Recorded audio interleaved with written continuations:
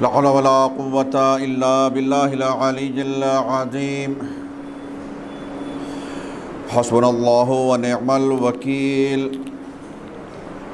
نعم المولى ونعم النصير وهو على كل شيء قدير أعوذ بالله من الشيطان اللعين الرجيم بسم الله الرحمن الرحيم الحمد لله رب العالمين الصلاة والسلام على أشرف الأنبياء والمرسلين وخاتم النبيين سيدنا ونبينا وشفيع ذنوبنا وحبيب قلوبنا وطبيب نفوسنا مولانا أبي القاسم المصطفى محمد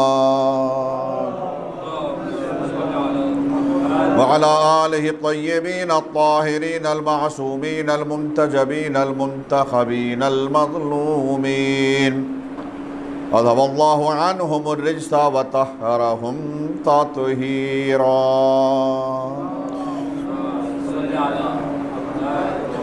ولعنة الدائمة الباقية على أعدائهم وغاصب حقوقهم ومنكر فضائلهم ومصائبهم وعصمتهم أجمعين اللهم لعن ولا ظالم ظلم حق محمد وآل محمد وآخر تابع له على ذلك اللهم لعن العصابة التي جاهدت الحسين وشايعت وبايعت وتابعت على قتله اللهم لعنهم جميعا أما بعد فقد قال الله تعالى في القرآن الكريم بسم الله الرحمن الرحيم إن علينا للهدى وإن لنا للآخرة والأولى صلوات پڑھ لیجئے محمد و آل محمد.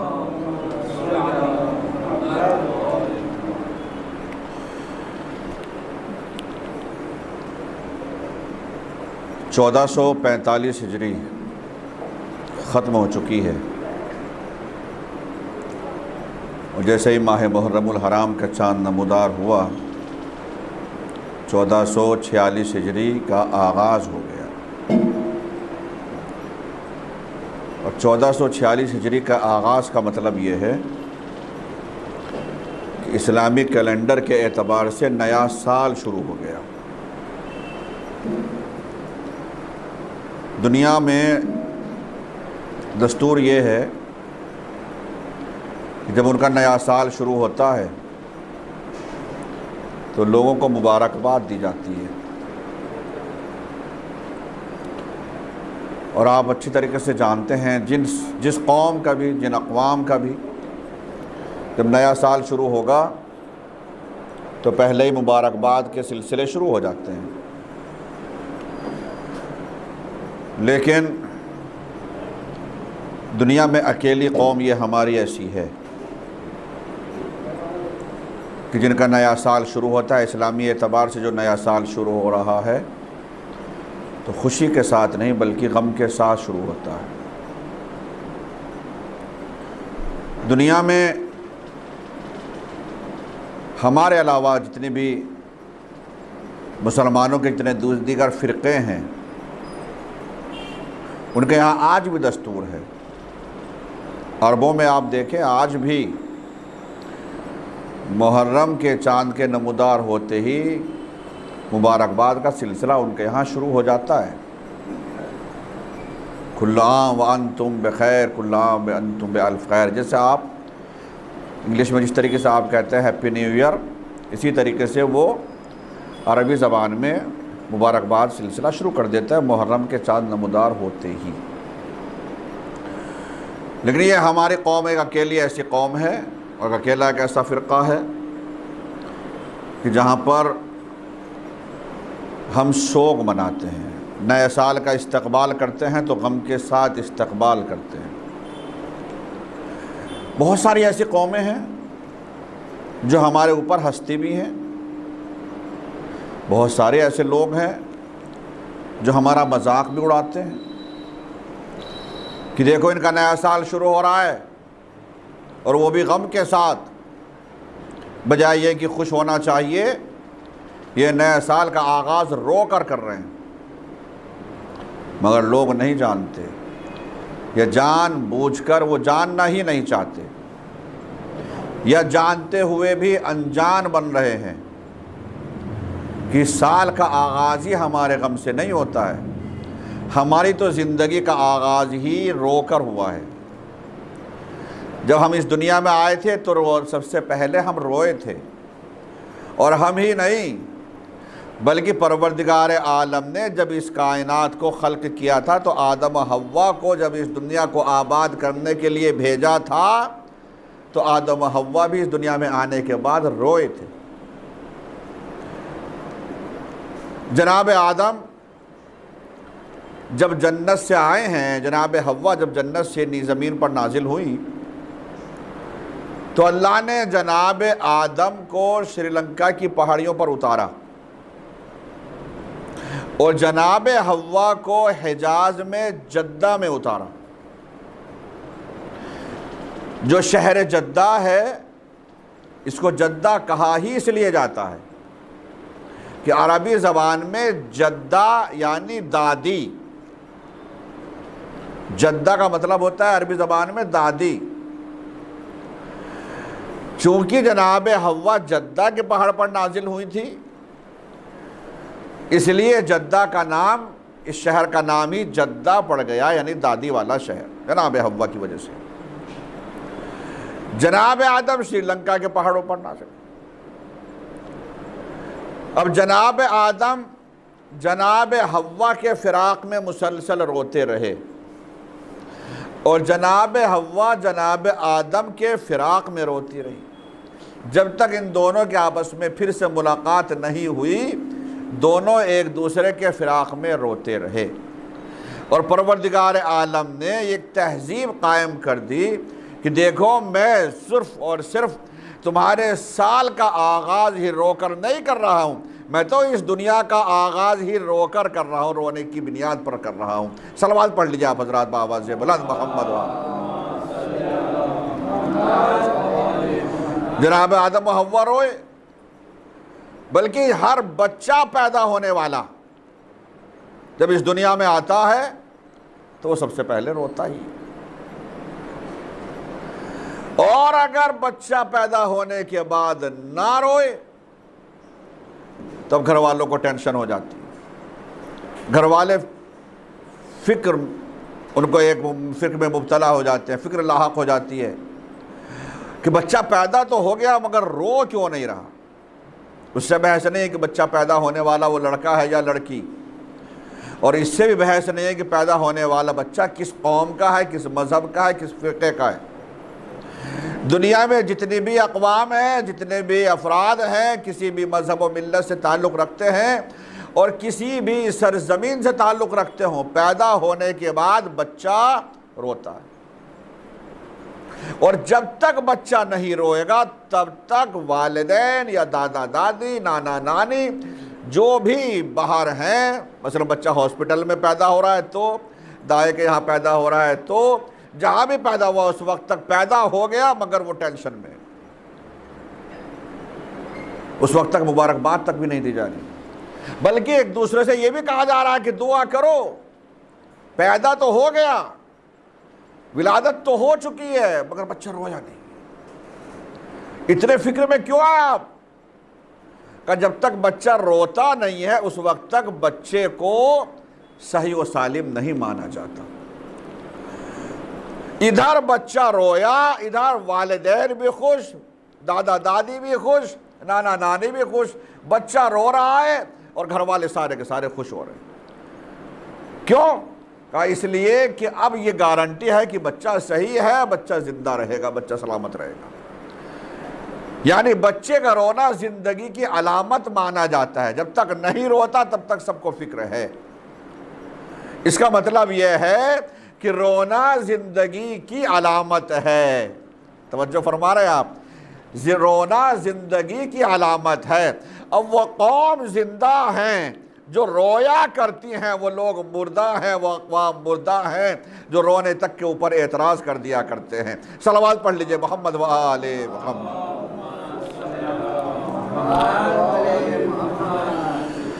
پروردگار عالم نے لوگوں کی ہدایت کے لیے بڑا معقول اہتمام و انتظام کیا۔ اللہ نے اس دنیا کو خلق کیا تو پروردگار عالم یہ چاہتا تھا اور چاہتا ہے کہ میرا ایک بھی بندہ گمراہ نہ ہو، میرا ایک بھی بندہ جس کو میں خلق کر رہا ہوں وہ راہ حق سے، راہ نجات سے بھٹکا ہوا نہ ہو، وہ میرا کہنا مانے، وہ واقعاً اللہ والا ہونا چاہیے، وہ واقعاً دین پر عمل کرنے والا ہو، اسلام پر عمل کرنے والا ہو، شریعت پر عمل کرنے والا ہو، اپنے ہادی، اپنے رہبر، اپنے آقا و مولا کے فرمان کو ماننے والا ہو۔ یہ اللہ چاہتا ہے۔ مگر سوال یہ ہے کہ یہ ساری کوالٹی ایک دم کہ بچہ جو پیدا ہو رہا ہے یا بندہ جو پیدا ہو رہا ہے جو دنیا میں آیا ہے وہ واقعاً اللہ کو بھی جان لے گا، پہچان لے گا اور پھر سیدھے راستے پر بھی آ جائے گا اور پوری زندگی ٹھیک ٹھیک اس کی گزر جائے گی؟ یہ خود بخود یہ کوئی آٹومیٹک ہونے والا نہیں ہے۔ اس کے لیے ضرورت تھی کہ اللہ سیدھے راستے پر چلانے کے لیے کچھ رہبروں کا انتظام کرے، کچھ ہادیوں کا انتظام کرے، کچھ ایسے افراد کا انتظام کرے، چاہے وہ افراد نبیوں کی شکل میں ہوں، رسولوں کی شکل میں ہوں، اماموں کی شکل میں ہوں، جن کو ہم رہبر کہہ رہے ہیں، جن کو ہم ہادی کہہ رہے ہیں۔ ہادی کوئی الگ سے منصب نہیں ہے، بلکہ ہادی خود ہر وہ شخص ہے جو انسان کی ہدایت کر رہا ہے، انسان کو سیدھے راستے پر لے کر آ رہا ہے۔ وہ نبی بھی ہو سکتا ہے، وہ رسول بھی ہو سکتا ہے، وہ امام بھی ہو سکتا ہے، وہ خلیفہ بھی ہو سکتا ہے۔ لہذا اہتمام و انتظام کیسا ہو؟ دنیا کو خلق کرنے سے پہلے اللہ یہ ساری چیزیں سوچ رہا ہے کہ میں بندوں کو خلق تو کروں گا، دنیا کو خلق تو کروں گا، لیکن ان کے خلق کرنے کے لیے اہتمام و انتظام بھی ایسا کروں گا تاکہ سیدھے راستے پر ہی لوگ رہیں۔ اور اس کے لیے اللہ نے سب سے پہلے جو اپنے لطف و کرم کا مظاہرہ کیا وہ یہ کہ سب سے پہلا ہی شخص جب اس دنیا میں بھیجا اسی کو نبی بنا دیا، اسی کو رہبر بنا دیا، اسی کو ہادی بنا دیا، اسی کو قائد بنا دیا۔ سب سے پہلا شخص جو اس دنیا میں آیا جناب آدم علیہ السلام۔ جب جناب آدم اس دنیا میں آئے تو اللہ نے صرف ان کو ایک آدمی بنا کر نہیں بھیجا، صرف ایک انسان بنا کر نہیں بھیجا ہے، بلکہ اللہ نے ان کو نبی بنا کر بھیجا۔ آدمی تو ہیں، آدم ہیں، انسان تو ہیں، بشر تو ہیں، مگر ساتھ میں ایک عہدہ دیا، ایک منصب دیا کہ ہم تمہیں بھیج رہے ہیں مگر تمہیں نبوت دے کر بھیج رہے ہیں۔ کیوں؟ تاکہ کوئی شخص یہ نہ کہہ سکے کہ ہم اس دنیا میں موجود تھے لیکن ہماری ہدایت کے لیے اللہ نے کوئی انتظام نہیں کیا تھا۔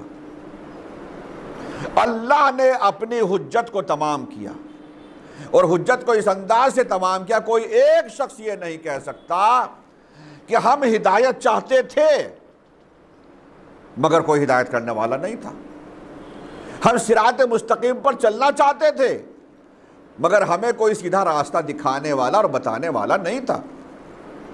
اللہ نے کہا ہم پہلے ہی شخص کو ہادی بنا رہے ہیں، رہبر بنا رہے ہیں، تمہیں سیدھے راستے پر چلانے والا بتا رہے ہیں، جناب آدم کو بھی۔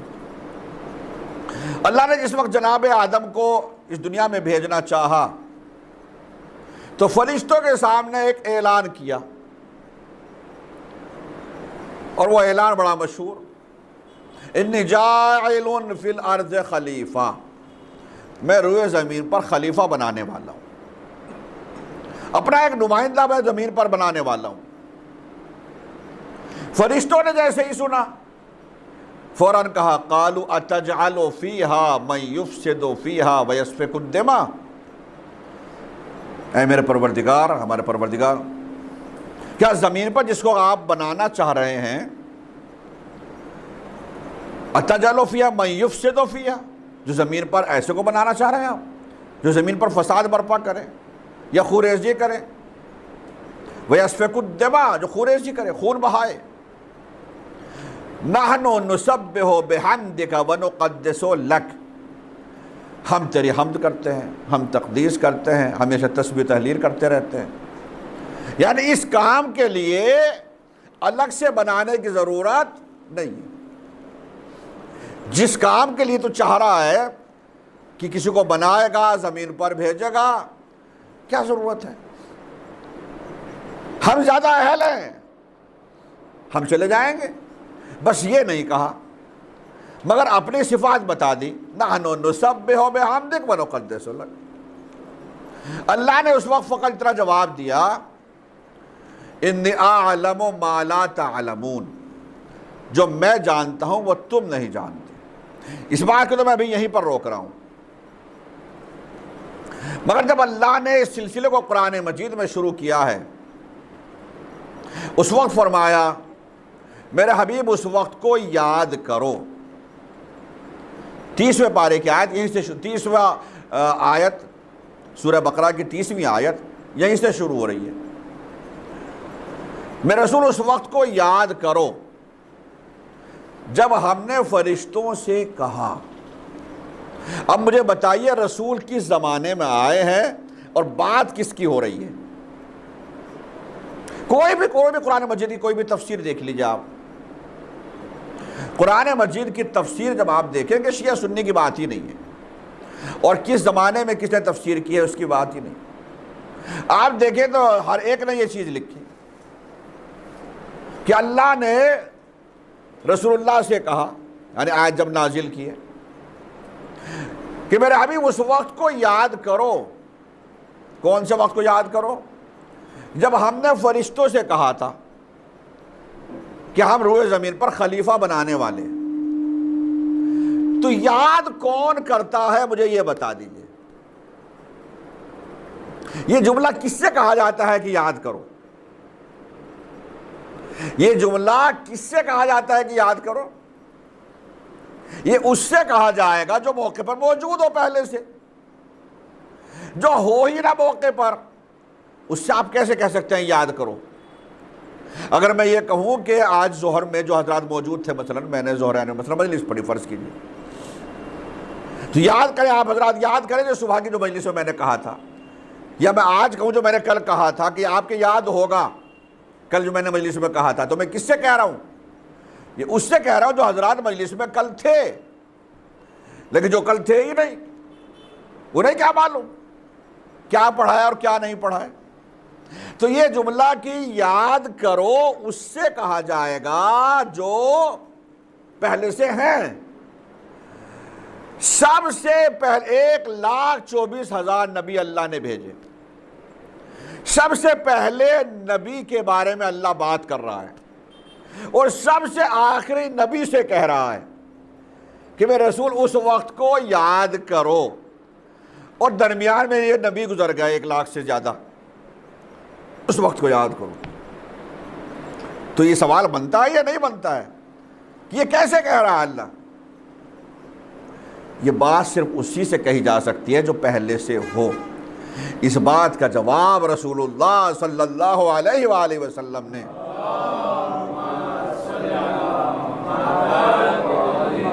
اس وقت دیا جب رسول نے خود فرمایا۔ رسول نے مشہور جملہ ہے، مشہور حدیث ہے رسول اللہ کی، رسول نے فرمایا اول ما خلق اللہ نوری، سب سے پہلے اللہ نے میرے نور کو خلق کیا۔ اول ما خلق اللہ نوری، اگر چاہیں تو کرسی کا انتظام آگے بھی رکھا جا سکتا ہے، کرسی۔ اچھا سلوات پڑھ لیجئے محمد و آل محمد۔ بیٹا پانی تھا میرے پاس ہے، لاؤ رکھ دو پھر بھی۔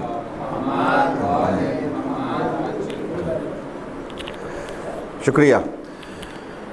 رسول اللہ نے خود فرمایا اللہ نے سب سے پہلے میرے نور کو خلق کیا ہے،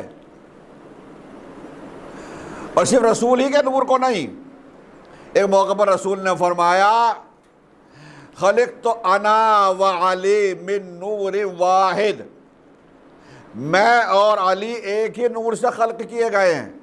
کب؟ قبل ان یخلق اللہ آدم ب14,000 عام، آدم کے خلق ہونے سے 14,000 سال پہلے۔ اور فرما رہے ہیں آپ، سننے غور سے، آدم کے خلق ہونے سے 14,000 سال پہلے اللہ نے مجھے اور علی کو ایک ہی نور سے خلق کیا۔ صلوات پڑھ لیجیے آپ حضرات۔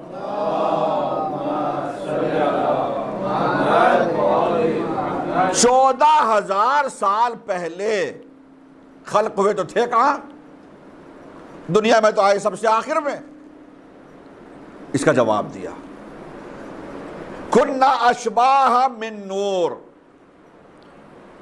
اکیلے کے بارے میں نہیں کہا رسول نے، سارے کے سارے، اس کا مطلب ایک نہیں، ایک سے زیادہ تھے، ساتھ میں فقط علی نہیں، کچھ افراد اور بھی تھے، آئے گی بات۔ کنا اشباہ من نور تحت عرش اللہ تعالی، اللہ کے عرش کے نیچے ہی تھے ہم۔ نسبحہ ونقدسہ، ہم اللہ کی تسبیح کرتے رہے، ہم اللہ کی تقدیس کر رہے تھے۔ پھر سے صلوات پڑھ لیجئے محمد وآلہ۔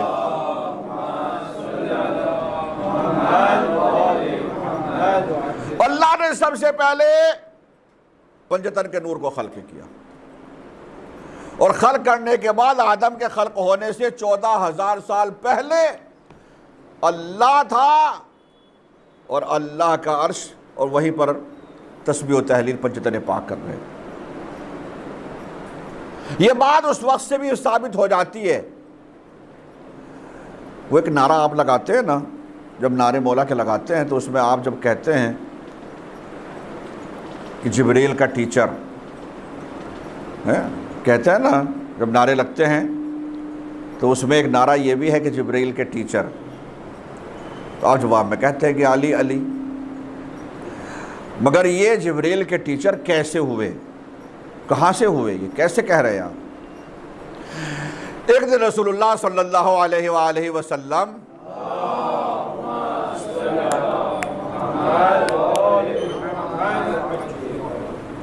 اصحاب کے ساتھ بیٹھے ہوئے، اور اسی وقت پروردگار عالم کے پاس سے جبریل امین تشریف لائے، اور جبریل نے رسول اللہ سے کچھ گفتگو ہو رہی ہے، اسی وقت داخل ہوئے امیر المؤمنین علی بن ابی طالب علیہ السلام۔ جیسے ہی جبریل امین نے علی کو آتے ہوئے دیکھا، فوراً تعظیم کے لیے کھڑے ہو گئے اور مولا کائنات کا بڑھ کر استقبال کیا۔ رسول اللہ تو جانتے ہی تھے، مگر پھر بھی رسول نے یہ سوال جبریل امین سے کیا، کیا جبریل تم نے علی کی تعظیم کیوں کی؟ فرمایا یا رسول اللہ آپ کو تو معلوم ہی ہے کہ علی کا میرے اوپر حق ہے۔ کہا کون سا حق ہے؟ اب رسول بھی چاہتے ہیں کہ علی کی فضیلت جس کو میں جانتا ہوں وہ لوگوں تک پہنچے، لوگوں کو پتہ چلے کہ علی کی فضیلت کیا ہے۔ اس لیے رسول فرما رہے ہیں ہاں کون سی فضیلت، وہ کون سا حق ہے جو تمہارے اوپر ہے علی کا؟ فرمایا کہ یا رسول اللہ جب پروردگار عالم نے سب سے پہلے مجھے خلق کیا تو خلق کرنے کے بعد فوراً میرے کانوں میں ایک آواز آئی، من انت ومن انا، بتاؤ تم کون ہو میں کون ہوں۔ جبریل کہتے ہیں میں تو ابھی خلق ہوا، مجھے کیا معلوم میں کون ہوں؟ جو ابھی خلق ہوا فوراً، اور اس سے پوچھا جا رہا بتاؤ من انت ومن انا، من انت، بار بار کا میرے کانوں میں یہ آواز آ رہی ہے من انت ومن انا، من انت ومن انا، بتاؤ تم کون میں کون، میں تم کون میں کون۔ کہ میں تو مبہوت تھا، حیران و پریشان کہ جواب دوں تو کیا کروں۔ اس وقت یہ نور علی میرے سامنے آیا، اور آواز دی کہ کہہ دو انت رب الجلیل و اسمک الجلیل وانا عبد الذلیل و اسمی جبریل، تو رب جلیل ہے، تیرا نام بھی جلیل ہے، میں تو ایک حقیر بندہ ہوں، میرا نام جبریل ہے۔ جبریل کہتے ہیں میں نے یہی لفظ دہرا دیے، اللہ اتنا خوش ہوا کہ سید الملائکہ بنا دیا۔ صلوات پڑھ لیجئے محمد وآل محمد۔ ایک لفظ کی جو تعلیم دے دے، رسول نے فرمایا کہ تمہیں ایک لفظ کی تعلیم دے دے، بلکہ ایک حرف کی تعلیم دے، سمجھ لو اس نے تمہیں اپنا غلام بنا لیا۔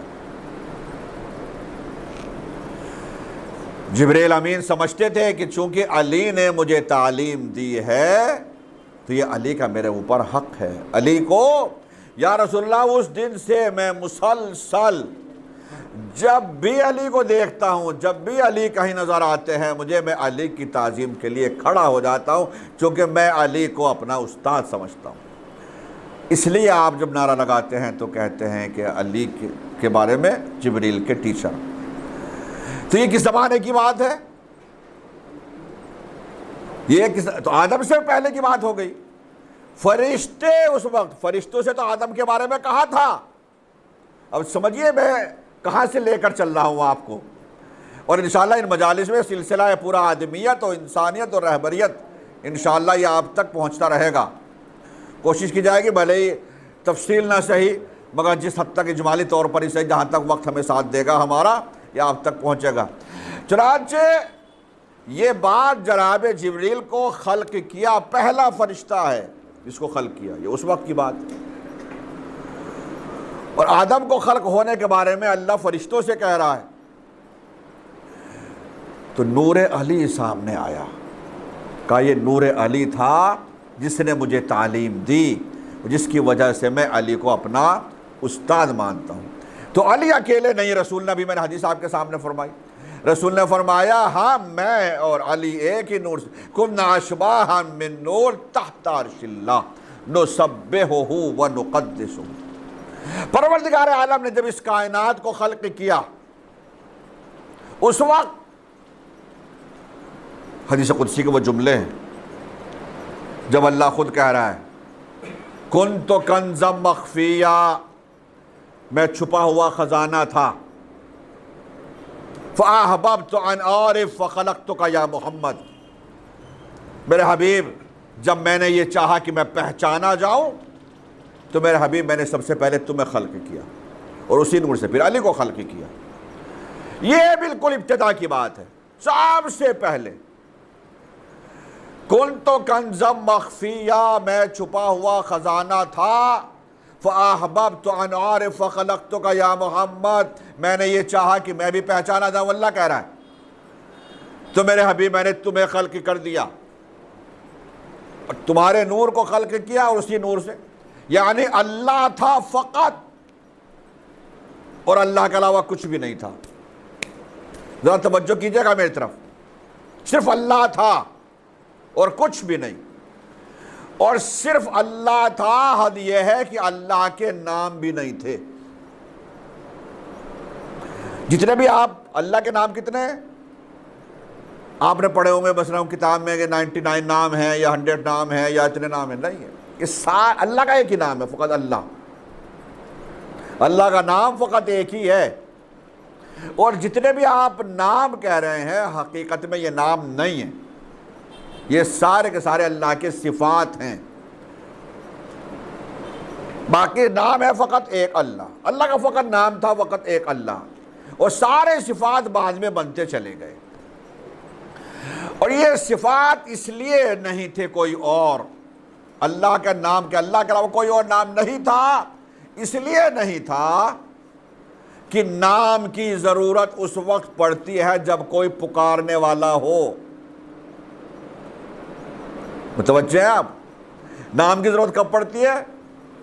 جب کوئی پکارنے والا ہو، وہاں کوئی پکارنے والا ہی نہیں تھا، تو جب پکارنے والا نہیں تو پھر نام ہی نہیں،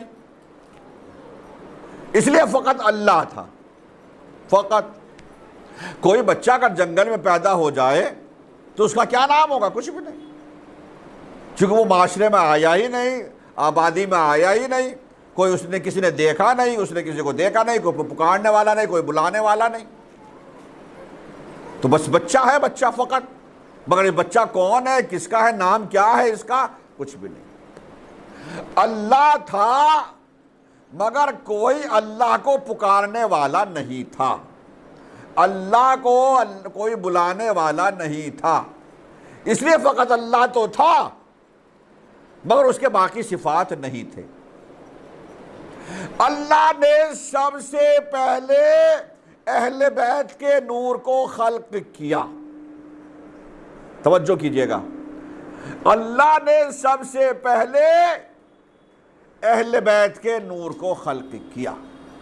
ادھر اہل بیت کا نور خلق ہوا، ادھر اللہ کا پہلا نام بنا خالق، پہلا نام.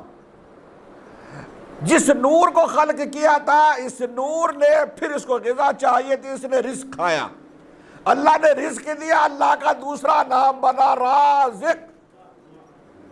اور فرما رہے ہیں آپ، اللہ تھا بس، نور اہل بیت کو خلق کیا، خالق بنا، رزق دیا، رازق بنا. اب اسی طریقے سے اہل بیت کو عمل انجام دیتے چلے گئے، اللہ کے نام بنتے چلے گئے. اب جو جتنے بھی نام بنے ہیں یہ اہل بیت کی وجہ سے نام بنے ہیں. صلوات پڑھ لیجئے محمد و آلہ.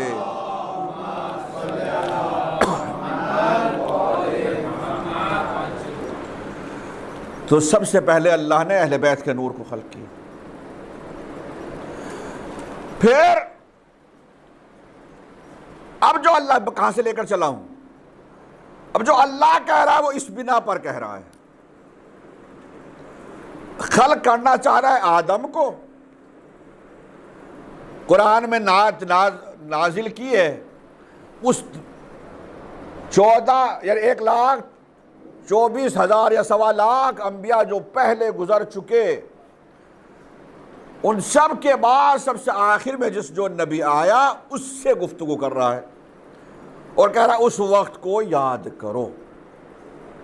وَإِذْ قَالَ رَبُّكَ لِلْمَلَائِكَةِ، میرے حبیب اس وقت کو یاد کرو جب ہم نے فرشتوں سے کہا تھا کہ انی جاعل فی الارض خلیفہ. تو اس وقت کو یاد کرو، اس لیے کہہ رہا اس وقت کو یاد کرو چونکہ اس وقت وہ تھے. اور فرما رہے ہیں اب آپ، میں ایک اور بات آسانی کے ساتھ آپ کے سامنے پیش کروں تاکہ اور آسان ہو جائے منزل آپ کے لیے، لیکن اس سے پہلے صلوات پڑھ لیجئے آپ حضرات.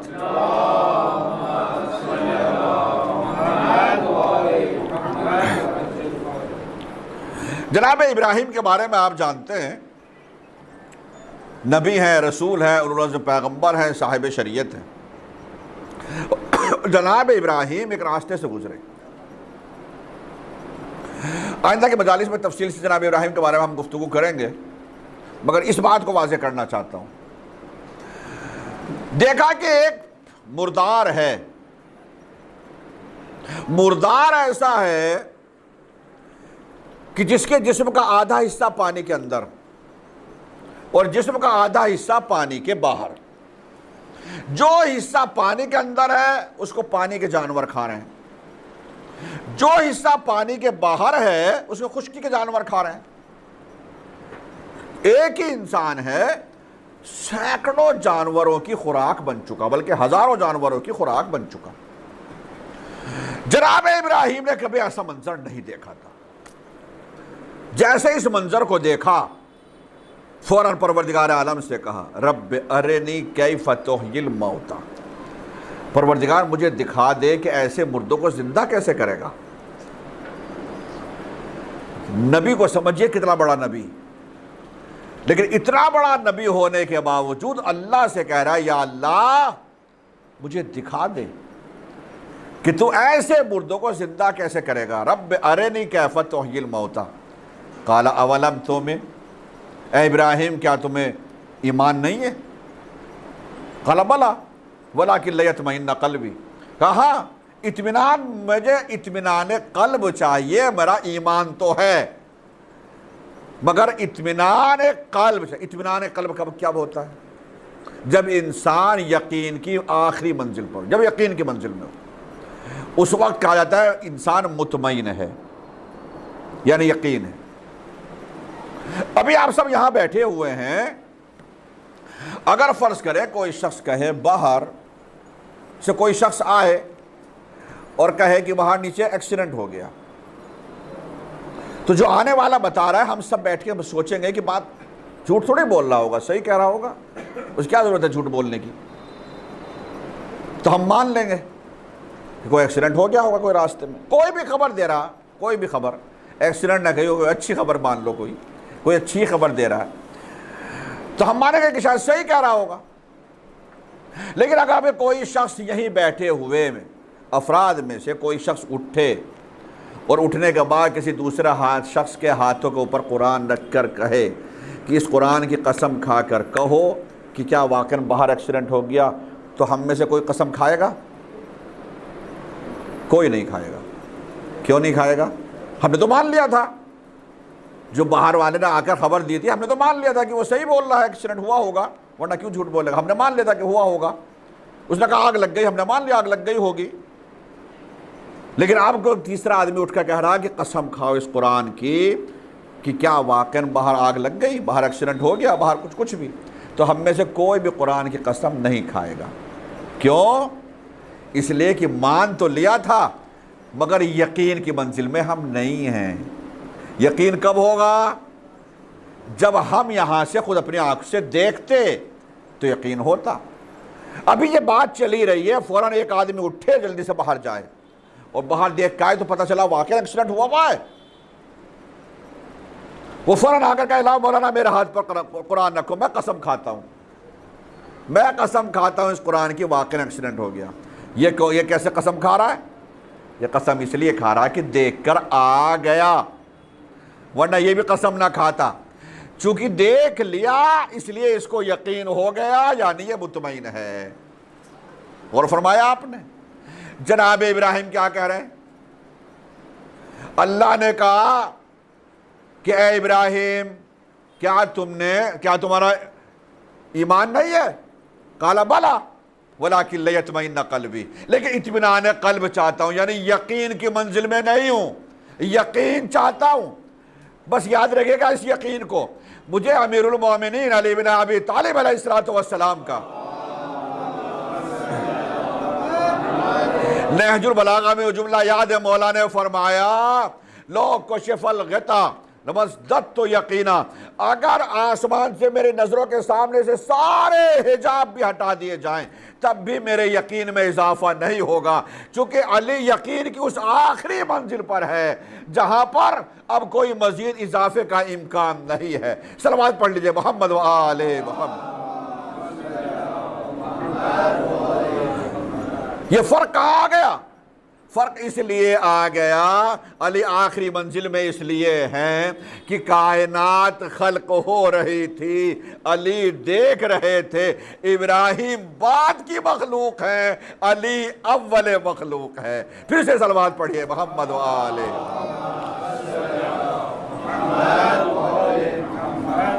حالانکہ جناب ابراہیم کو اللہ نے مطمئن کر دیا۔ کیسے مطمئن کیا؟ کہا خذ اربعۃ من الطیر، میں جلدی سے بیان کر دوں، خذ اربعۃ من الطیر فصرہن الیک ثم اجعل علی کل جبل منہن جزعا ثم ادعوہن یاتینک سعیا۔ ابراہیم ایک کام کرو، 4 جانوروں کو پکڑ لو، 4 پرندوں کو لے لو اور ان پرندوں کو ذبح کر دو، اور ذبح کرنے کے بعد ان کے گوشت کو قیمہ بنا دو، اور قیمہ بنانے کے بعد ان کے گوشت کو آپس میں مکس کر دو، اور پھر اس سارے گوشت کو مکس ہوئے کو مختلف پہاڑوں کے اوپر تھوڑا تھوڑا رکھ کر آ جاؤ۔ ثم ادعوہن، پھر آواز دو، یاتینک سعیا، پھر دیکھنا تمہارے پاس کیسے دوڑتے ہوئے سب آئیں گے۔ اللہ بتانا چاہ رہا کیسے زندہ کرے گا اللہ۔ یہ اعتراض آج بھی ہو سکتا ہے، آج ہم جانتے ہیں، وہ دیکھ رہے ہیں۔ 5 7 10 سال پہلے جس انسان کا انتقال ہوا ہے، جب اس کی قبر کھدتی ہے تو اس میں صاف کوئی ہڈی بھی نہیں نکلتی، بہت سی قبروں میں کچھ بھی نہیں۔ اللہ اس کو کیسے دوبارہ زندہ کرے گا؟ پھر سے زندہ کرے گا، پھر سے حساب کتاب ہوگا۔ زندہ کب کرے گا؟ اگر باڈی ہے تو ٹھیک ہے، اس میں روح ڈال دی، وہاں تو باڈی ہے ہی نہیں، سب خاک بن گیا، مٹی بن گئی۔ اب اللہ کہہ رہا ہے پھر سے دوبارہ زندہ کروں گا۔ ارے زندہ تو تب کرے گا جب سیدھے سیدھے باڈی موجود ہو، تو مان لیا وہ تو ختم ہی ہو گیا، بالکل راکھ بن گیا، خاک بن گیا، ہڈی ہاتھ پیر کی ہڈی نہیں، باڈی کی کوئی کھوپڑی نہیں، کچھ بھی نہیں، اب دوبارہ کیسے زندہ کرے گا؟ اس سوال کا جواب قرآن نے اس انداز سے دیا جناب ابراہیم کے ساتھ، دیکھو ہم کیسے زندہ کریں گے۔ دوسری آیت بھی ہے، دوسرا انداز بھی ہے، موقع لگا تو کل اس کو عرض کروں گا۔ آج اتنا سن لیجیے، اللہ نے کہا ابراہیم 4 جانوروں کو پکڑ لو اور ان پرندوں کو ذبح کرو، اور ذبح کرنے کے بعد ان کے گوشت کا قیمہ بناؤ، قیمے کو آپس سے پھر مکس کر دو، اور بالکل جب مکس ہو جائے پتہ نہ چلے کون سے جانور کا، کون سے پرندے کا گوشت کون سا ہے، قیمہ بوٹی پتہ نہ چلے، پھر اس بوٹی کو، گوشت کو، قیمے کو الگ الگ پہاڑی پر رکھ کر آ جاؤ۔ کتنے پہاڑی پر؟ مولانا اقبال نے فرمایا 9 پہاڑیوں پر رکھا گیا۔ اب ابراہیم نے آواز دی اللہ نے کہ اب ایک کام کرو، ان کی چونچ اپنے پاس رکھو، منقار اردو میں کہا تھا، منقار، چونچ کو، ان پرندوں۔ جناب ابراہیم نے ایسے کیا، 4 جانور لیے، اور ان 4 جانوروں میں سے 2 حلال جانور تھے، 2 حرام۔ کوا لیا، کبوتر،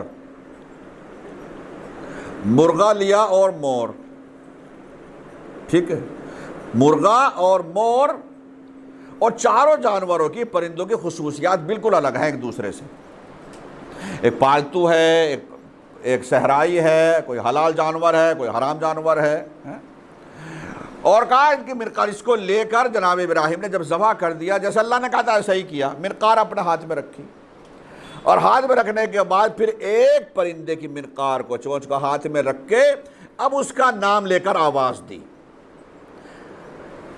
مور کی چونچ پکڑی، اس کا منقار اپنے ہاتھ میں رکھی، اس کا منہ اپنے پاس رکھا، اور مور کو مور کہہ کر آواز دی، اور جن جن پہاڑیوں کے اوپر اس مور کا گوشت رکھا ہوا تھا، وہ قیمہ رکھا ہوا تھا جو مکس ہوا جو مور کا تھا، صرف اتنا ہی حصہ آواز دیتا ہوا لبیک یا نبی اللہ، لبیک یا رسول اللہ، لبیک یا خلیل اللہ کی آواز آ رہی ہے، اور آ کر اس پرندے کی اس چونچ سے، منقار سے جڑتا چلا گیا، اور گوشت جڑ گیا، ہڈیاں جیسے تھی پھر ایسے ہی ہو گئی، جیسے پر تھے اس کے اوپر پھر سے پر ہو گئے، اور جناب ابراہیم کی نظروں کے سامنے دیکھتے دیکھتے جیسے پہلے مور تھا پھر ایسے ہی بن گیا، جیسے پہلے مرغا تھا پھر ایسے ہی بن گیا، جیسے پہلے کوا تھا، کبوتر تھا، پھر ایسے ہی بن گیا۔ غور کیا باپ نے؟ اللہ بتانا چاہ رہا کیسے زندہ کروں گا مرنے کے بعد۔ جناب ابراہیم کو یقین دلانا ہے، مولا کو تو یقین ہے چونکہ وہ پہلے سے دیکھ رہے تھے، ابراہیم کو بتانا ہے، لہذا اللہ نے کہا تم یہ کرو، اور کر دیا۔ مگر ذرا ایک چیز پہ ذرا آپ غور کریں، جیسے ہی ابراہیم اس پرندے کا نام لے کر آواز دے رہے تھے، لبیک کی صدا آ رہی تھی۔ انسان کو کہا گیا اشرف المخلوقات، تمام حیوانات سے افضل، تمام انسان مخلوقات سے بہتر، لیکن مجھے یہ بتائیے کہ میں ان پرندوں کو اچھا کہوں یا رسول اللہ کی اس امت کو اچھا کہوں کہ ایک طرف یہ پرندے ہیں مگر یہ سمجھ رہے ہیں کہ نبی آواز دے رہا ہے، تو نبی کی آواز پر یہ گوشت کی بوٹیاں بھی، یہ قیمہ بھی لبیک کی صدائے کہتا ہوا نبی کی آواز پر آ رہا ہے۔ وہ کیسی رسول کی امت تھی جن کو رسول آواز دے رہے تھے، وہ الٹے پہاڑوں ہی کے اوپر بھاگ رہے تھے۔ صلوات پڑھ لیجئے، محمد و آل محمد۔ بالکل ابتدائی میں رہ گئے ہم تو، آج وقت تیزی کے ساتھ گزر گیا اور گزر رہا ہے۔ تو عزیزان گرامی، اللہ نے اس طریقے سے اللہ نے ابراہیم کو بتا دیا، اور ابراہیم کی بات میں نے اسی لیے کہی۔ اصل بات شروع ہوئی ہے کہاں سے؟ وَإِذْ قَالَ رَبُّكَ لِلْمَلَائِكَةِ، اللہ نے جب، میرا حبیب اس وقت کو یاد کرو جب اللہ نے فرشتوں سے کہا تھا کہ میں روئے زمین پر خلیفہ بنانے والا ہوں۔ فرشتوں نے کیا جواب دیا؟ أَتَجْعَلُ فِيهَا مَن يُفْسِدُ فِيهَا وَيَسْفِكُ الدِّمَاءَ، کیا ایسے کو خلیفہ بنائے گا زمین پر فساد برپا کریں یا خوریزی کریں؟ یہ کیوں آئی دماغ میں بات؟ مجالس کا سلسلہ رہے گا، وقت کی پابندی کا خیال رکھیے گا تاکہ کوئی بات چھوٹنے نہ پائے۔ پوری ہسٹری، پوری تاریخ رہے گی، اوپر سے لے کے خلقت آدم بلکہ خلقت نور علی، نور امیر المومنین، نور رسول سے لے کر، اور یہ سلسلہ اس طریقے سے رہے گا، انشاءاللہ کچھ نئی چیز آپ کو پتہ چلیں گی۔ اور کس طریقے سے سلسلہ آگے تک بڑھا اور آج تک سلسلہ جاری اور ساری ہے، اور آج بھی ہماری ہدایت کے لیے امام زمانہ جل اللہ تعالیٰ فرج الشریف۔ لہذا فرشتوں نے جو سوال کا جواب میں یہ کہا، یہ کیوں کہا کہ کیا زمین پر ایسے کو خلیفہ بنائے گا جو زمین پر فساد برپا کرے یا خوریزی کرے؟ یہ خوریزی والی بات دماغ میں آئی کیوں؟ یہ فساد کی بات کیوں آئی فرشتوں کے دماغ میں؟ اب سن لیے اس کی وجہ۔ اللہ نے جناب آدم سے پہلے، ذرا جوانوں سے خاص خطاب میرا، اور جوان ذرا غور سے سنتے رہیں، اللہ نے جناب آدم سے پہلے بھی ایک مخلوق کو اور خلق کیا تھا، اور ان کا نام تھا نسناس۔ ہم ہیں انسان، وہ تھے نسناس، مگر وہ جو نسناس تھے وہ ایسے تھے کہ اتنے لڑنے والے، اتنے جھگڑنے والے، اتنے فسادی کہ آپس میں لڑ کے ایک دوسرے کو قتل کر کے ختم ہو گئے۔ اتنے لڑے، اتنے جھگڑے۔ اگر آج بھی آپ کو کوئی ایسے لڑنا جھگڑنے والا ایسا نظر آئے تو سمجھ لو شاید کوئی بچ گیا نسناس میں سے جس کی نسل چل رہی ہو، ورنہ انسان ایسے نہیں ہوتے۔ انسان کا مطلب کیا ہے؟ انسان کا معنی کیا ہے؟ انسان بنا ہے انس سے۔ انس کا مطلب ہوتا ہے پیار، محبت، لگاؤ، ہمدردی۔ انسان کو ایسا ہونا چاہیے جس کے اندر پیار ہو، محبت ہو، انسیت ہو، لگاؤ ہو، ہمدردی ہو، ایک دوسرے کی پریشانی میں کام آتے ہوں، ایک دوسرے کی مصیبت میں اس کا ساتھ دیتے ہوں، تو انسان ہے۔ لیکن اگر لڑ رہے ہیں، جھگڑ رہے ہیں، تو شاید کوئی بچ گیا نسناس میں سے۔ اتنے زیادہ لڑے کہ آپس میں قتل و غارت، اتنا ایک دوسرے کو مارنا، کاٹنا، اور یہاں تک کہ وہ ختم ہو گئے۔ فرشتے دیکھ چکے تھے کہ اللہ نے پہلے بھی تو بنایا تھا نسناس کو، اور کس طریقے سے انہوں نے خوریزیاں کی ہیں، فساد برپا کیا اور ختم ہو گئے۔ تو اللہ نے انہیں حق بنا کہ وہ کہیں کہ کیا ایسے کو بنا گیا، جیسے پہلے والے تھے، لڑتے تھے، جھگڑتے تھے، کیا ایسے پھر بنائے گا جو فساد برپا کرے؟ تو اللہ کو کیا کہنا چاہیے تھا؟ اللہ کو کیا کہنا چاہیے تھا کہ نہیں، اب کی بار جو بناؤں گا وہ تو بڑے اچھے ہوں گے، اب کہ ایسے نہیں بناؤں گا۔ وہ اور تھے جو لڑتے جھگڑتے تھے، اب کے تو بہت اچھے والے بناؤں گا، اللہ والے ہی بنیں گے اب کی بار۔ یہ ایسے ہوں گے جو مسجدوں میں بیٹھے رہیں گے، یہ ایسے ہوں گے جو مجلس کریں گے، ماتم کریں گے، پیار سے رہیں گے، محبت سے رہیں گے۔ مگر اللہ نے ایسا کچھ بھی نہیں کہا۔ اللہ نے کیا کہا؟ انی اعلم ما لا تعلمون، جو میں جانتا ہوں وہ تم نہیں جانتے۔ مجھے ایمانداری سے بتاؤ، کیا یہ جواب ہے؟ یہ سوال کا جواب ہے؟ فرشتے کہہ رہے ہیں کہ ایسے کو بنائے گا جو زمین پر خوریزی کرے گا، تو اللہ کہنا چاہیے تھا نہیں، ایسے نہیں ہوں گے، یا ایسے ہوں گے، ان میں سے کچھ اچھے ہوں گے، کچھ برے ہوں گے۔ مگر ایسا کچھ بھی نہیں کہا اللہ نے۔ اللہ نے کہا جو میں جانتا ہوں وہ تم نہیں جانتے، تو اس میں کیا فرق؟ سبھی جانتے ہیں، جو اللہ جانتا ہے وہ بندے نہیں جانتے۔ یہ جواب نہیں ہے، مگر فرشتے خاموش ہو گئے۔ ٹھیک ہے، خاموش کیوں ہو گئے؟ جواب کیوں نہیں دیا اللہ کو؟ فرشتے معصوم مخلوق تھے، وہ تو خاموش ہو گئے۔ ہم تھوڑے معصوم ہیں، ہم تو بولیں گے، ہم تو کہیں گے یا اللہ یہ کیسے ہو گیا، یہ جواب ہوا ہی نہیں۔ فرشتے معصوم تھے، وہ تو خاموش، تیری بارگاہ میں تھے وہ، مگر ہمیں تو جواب چاہیے۔ یہاں سے گفتگو بڑھے گی کل آگے انشاءاللہ۔ آج کی جو تاریخ ہے، میں نے جسے ابتدائی میں نے کہا کہ سن 1446 ہجری کا آغاز ہو گیا۔ 1446 ہجری جیسے ہی آپ نے فلک پر چاند دیکھا یا پتہ چلا کہ چاند ہو گیا، اور نہیں بھی دیکھا ہو تب بھی، چونکہ 30 کے چاند کو دیکھنے کی ضرورت نہیں ہے، اسلامی کیلنڈر کے اعتبار سے 29 یا 30 ہی کا مہینہ ہوتا ہے، 31 کا مہینہ نہیں ہوتا۔ مہینہ کا اینڈ ہو گیا، 30 دن گزشتہ مہینے کے ہو چکے۔ اس کا مطلب 1446 ہو گئی۔ جب 29 تاریخ رہتی ہے تو اس وقت لوگ دھیان دیتے ہیں چاند ہوا یا نہیں ہوا، لوگ چاند دیکھنے کی بھی کوشش کرتے ہیں، کبھی موسم خراب ہوتا ہے چاند نظر بھی نہیں آتا ہے، دقتیں ہوتی ہیں۔ آج کے زمانے میں رؤیت ہلال کمیٹیاں ہیں اور بہت زیادہ کمیٹیاں ہیں، وہ اعلان بھی کرتی ہیں چاند ہو گیا یا نہیں ہوا، ان کے نمائندے ہیں وہ کر لیتے ہیں۔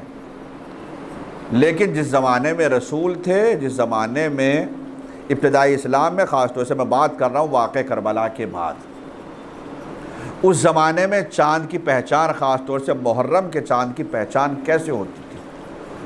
جب 29 کا چاند ہوتا تھا تو لوگ پریشان رہا کرتے تھے چاند ہوا ہے یا نہیں ہوا ہے، چونکہ محرم سے نیا سال شروع ہونا ہے، چاہے وہ اس زمانے میں بھی چاہے وہ شیعہ ہو یا سنی ہو۔ یہ سنی کا مطلب یعنی اہل بیت کے چاہنے والے ہوں یا نہ ہو، چاہے وہ حکومت ہی کا آدمی ہو، یزید اور اس کے بعد کی جو حکومتیں رہی ہیں، تو ان کو پہچان کے کیا ایک انہوں نے آسان طریقہ اپنایا تھا۔ وہ طریقہ میں بتانا چاہ رہا ہوں صرف ایک جملے میں۔ جب یہ معلوم کرنا ہوتا تھا کہ 29 کا محرم کا چاند ہوا ہے یا نہیں ہوا، لوگ کشمکش میں رہا کرتے تھے، تو لوگ جاننے کے لیے خاندان بنی ہاشم کے محلے میں جایا کرتے تھے۔ محلہ بنی ہاشم میں لوگ جاتے تھے، اگر محلہ بنی ہاشم سے رونے کی آوازیں آتی تھی تو سمجھ لیا کرتے تھے چاند ہو گیا۔ اہل بیت کے گھرانے سے بنی ہاشم کے افراد جو گھر میں تھے، جب خواتین کے رونے کی آواز آتی تھی تو سارے مدینہ میں خبر پھیل جایا کرتی تھی محرم کا چاند ہو گیا، یعنی 29 کا چاند ہو گیا۔ یہ ایک پہچان کا طریقہ تھا میرے عزیزوں،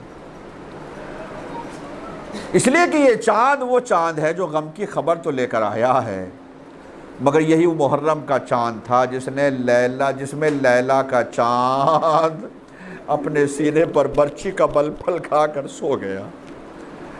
یہی وہ محرم کا چاند تھا جس میں ام رباب کا چاند اپنے گلے پر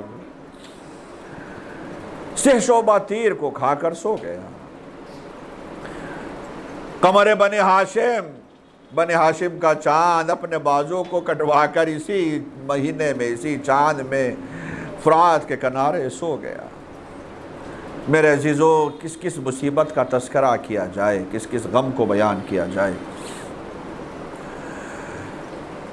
مدینے میں جس وقت امام حسین پورے قافلے کے ساتھ نکلنا چاہتے ہیں، بہت سارے ایسے افراد تھے جو آئے ہیں، میں نے کل یہ روایت سنائی تھی، کل آپ کو بتایا تھا، لیکن امام علیہ السلام نے ہر ایک کو سمجھایا کہ نہیں، مدینہ اب رہنے کے لائق نہیں ہے۔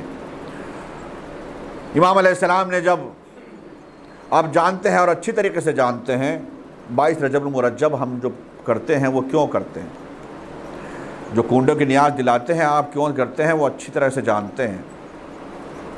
شام سے خبر ملی، 22 رجب کو سے خبر آئی معاویہ واصل جہنم ہو گیا۔ شام سے مدینے تک خبر پہنچنے میں ٹائم لگا، کئی دن کا فاصلہ ہوا۔ 22 رجب کو وہ واصل جہنم ہوا، 23 رجب، 24 رجب، 25 رجب، 26 رجب، آج کا زمانہ نہیں تھا، 27 رجب کو یہ خبر پہنچتی ہے۔ اور ابھی بھی مدینے میں یہ خبر عام طور سے پھیلی نہیں تھی۔ مدینے میں جو گورنر ہے اس کا نام ہے، اس وقت جو گورنر ہے اس کا نام ہے ولید بن عقبہ۔ اس سے پہلے جو گورنر تھا اس کا نام تھا مروان۔ خط معاویہ نے اپنے زمانے میں تمام گورنروں کو بھیجا تھا، لیکن جیسے ہی وہ واصل جہنم ہوا، یزید کو چنا گیا اور یزید نے پھر سے تجدید بیعت کے لیے سارے گورنروں کو پاس، یعنی جتنے بھی اسٹیٹ تھے اس زمانے میں اور جتنے بھی شہر میں اس کا حاکم معین تھے، سب کے پاس پھر سے خط لکھے، اور انہیں خطوں میں سے ولید کے پاس بھی خط لکھا۔ 3 نام تھے جو خاص طور سے سر فہرست باقاعدہ نام کے ساتھ لکھے گئے تھے۔ ان 3 ناموں میں ایک عبداللہ ابن زبیر عبداللہ ابن عمر اور سب سے اوپر نام تھا حسین ابن علی کہ ان تینوں لوگوں سے بیعت لے لی جائے۔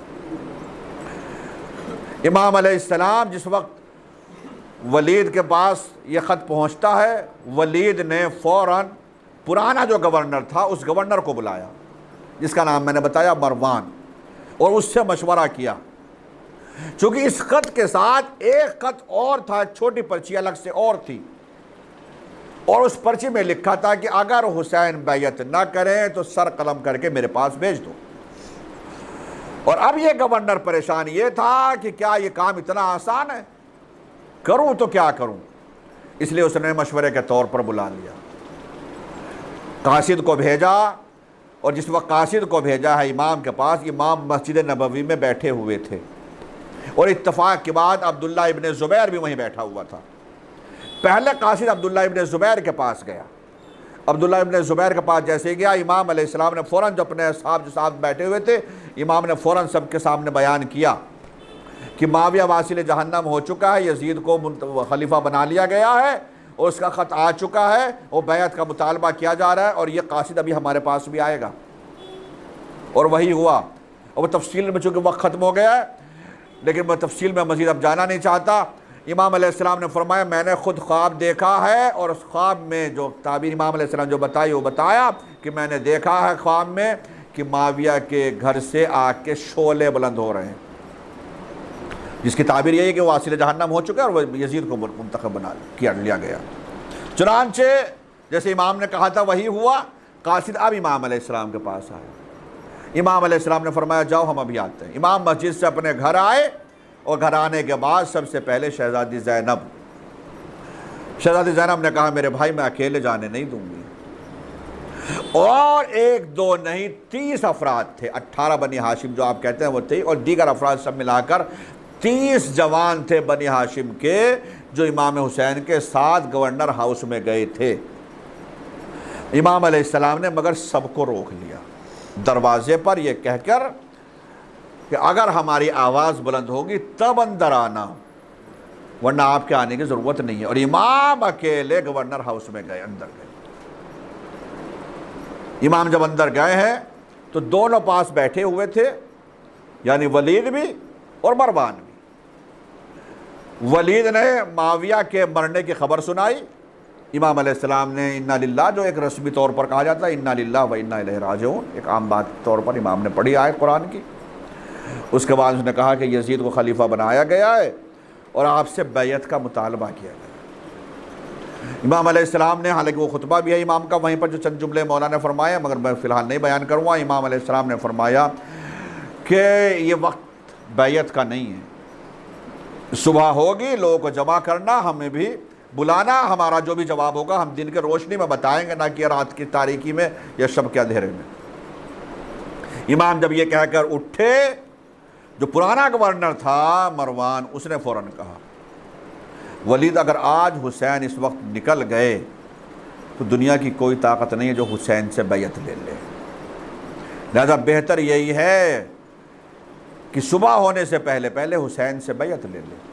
ابھی معاویہ کے مرنے کی خبر مدینے میں نہیں پھیلی ہے، خبر پھیلنے سے پہلے پہلے کام کریں۔ امام علیہ السلام نے جیسے ہی دیکھا اور سنا جو انداز تھا، امام علیہ السلام نے فوراً سختی کے ساتھ کہا یبن زرقا، زرقا کی اولاد، تو ہم سے بیعت لے گا؟ اور کون ہے جو ہم سے بیعت لے لے؟ اور صرف یہ نہیں کہا، امام نے فرمایا مثلی لا یبایع مثلا، مجھ جیسا اس جیسے کی کبھی بیعت نہیں کرے گا۔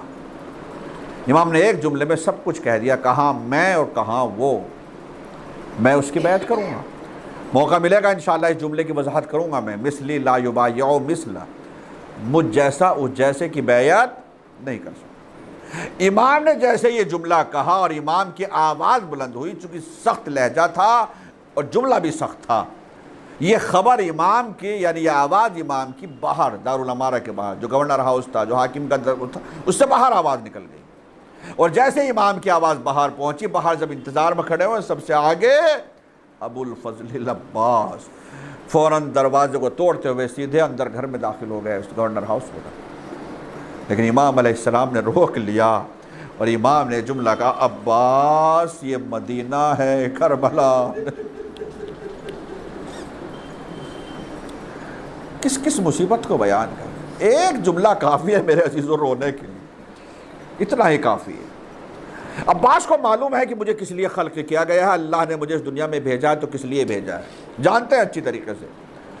اور جب بھی وہ وقت آتا ہے عباس چاہتے ہیں فوراً یہی جملہ حسین بھی کہہ دیتے ہیں کہ یہ مدینہ ہے کربلا نہیں۔